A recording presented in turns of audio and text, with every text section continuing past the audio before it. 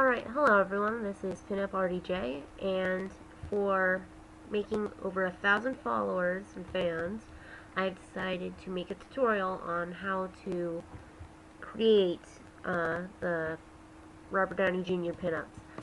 And I was suggested that I should make Science Brother pin-ups, so I was told to make an RDJ pin-up, or Tony Stark in this case, and Bruce Banner. So this will probably be a very long video considering I have to do two of these, and I'll have to do them one at a time. So we'll start off with Robert Downey Jr. first. So basically the first thing you have to do is try to get it as big as you can, the picture, without any of the face being hidden from these two ends. You click on the lasso and you just outline his face. It doesn't have to be perfect, it can be pretty rough. The best thing to do though is to get more of the picture as long as all of his face is in there. So it's better to have all this extra stuff that I'm doing because I can erase it later.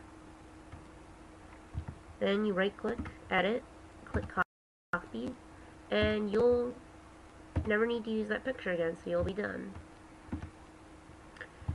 Then you have to paste it on. Make it very small so you can see. So move it up here. And then you can zoom in a bit.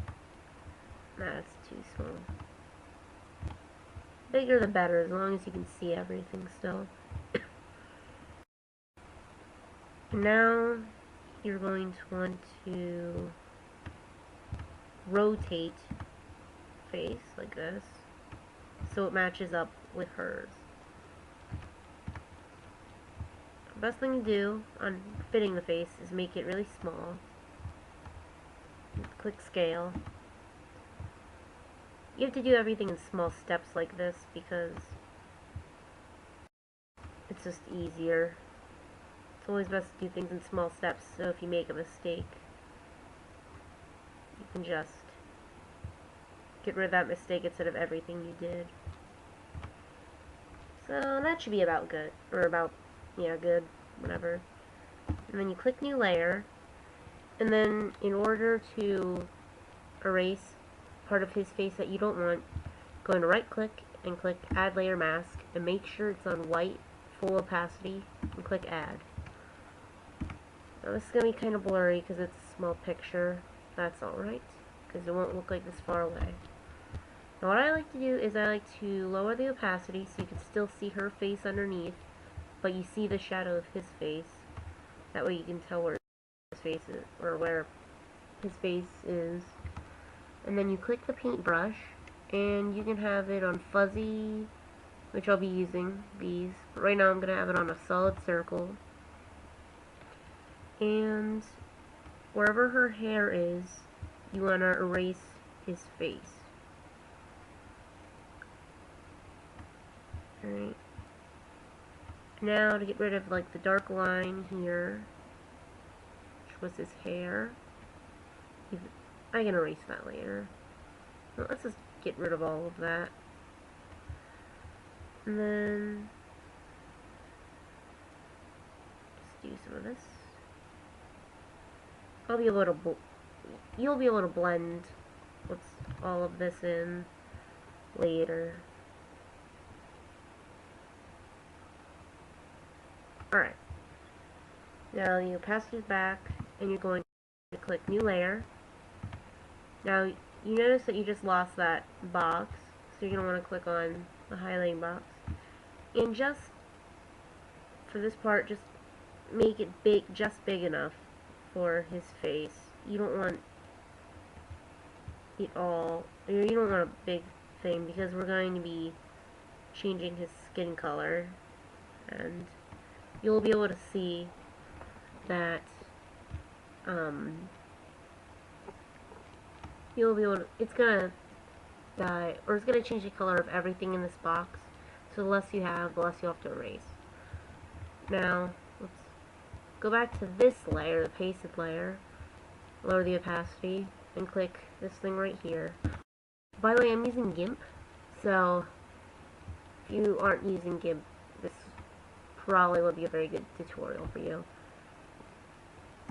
I'll probably write it in the title of the video. But anyway, you're going to click this button right here, and whatever color her face is, I usually like to go around here, or in the nose, to get a more accurate color of her face, because it changes, like lips, of course, and the shading and the blush. And you click OK, and put the opacity back to 100, and you're going to, go back to the new layer, no, there we go, right click, edit, fill with foreground color, or FG. Now since his skin is a lot darker than hers, you're going to want to probably overlay or divide. Now dividing makes his skin look clean, so we're going to overlay for now. And this is where you use the fuzzy brush. So you're going to want to erase anything you don't want to be changed. So anywhere that isn't his face, basically. You can see how different the color is right here.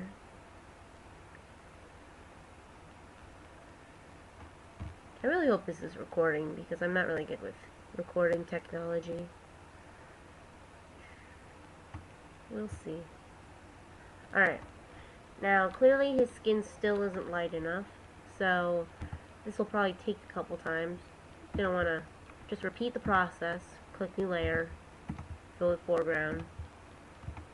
Sometimes you can do hue, that's not really what we want. Or color, that's not good either. Don't do dodge though, or screen. We're just going to have to do overlay a couple times. I can already tell this was not a good face for this pinup.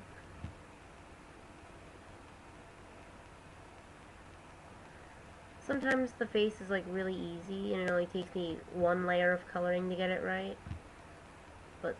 And the face usually fits pretty perfectly, but this one I can tell is going to take a while. I'm not starting over because that would just waste more time. Alright, still not the same color.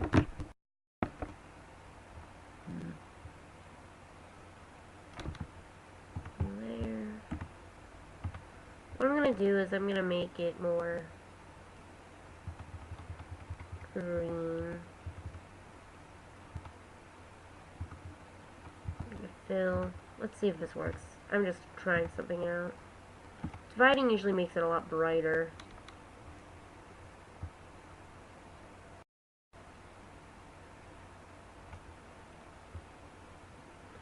Obviously this is not the right color.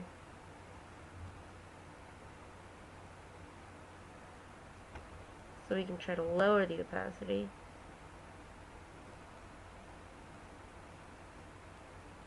Yeah, that was not a good idea at all. Let's go back.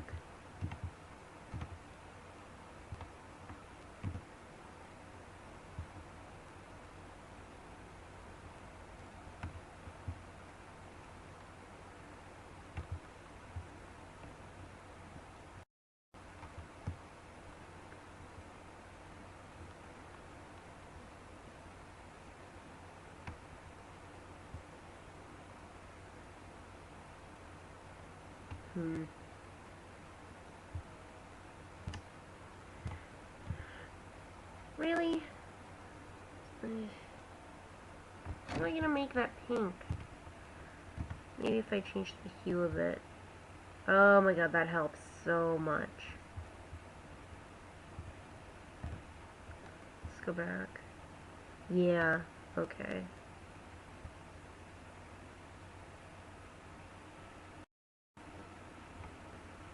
Let's do that. Still isn't quite the same color. Let's try it one more time. Overlay it.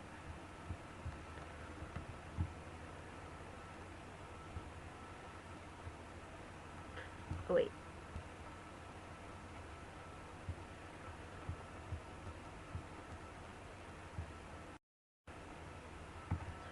Right now I'm erasing where his hair is, and his eyes, and his lips are. That way they still look kind of normal.